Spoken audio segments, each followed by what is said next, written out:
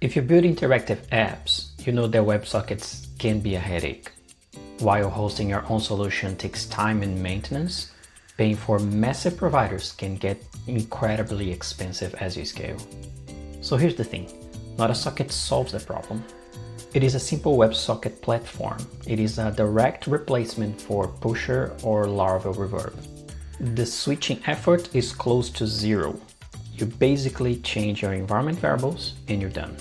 And the best part is price. It is exactly the same solution, but 50% cheaper when compared to the big providers or self-hosting.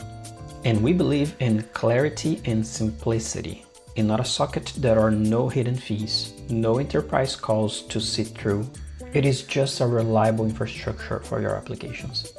If you want to cut your socket costs in half without rewriting any of your application, check out Notasocket. I'd love to hear what you think. Cheers.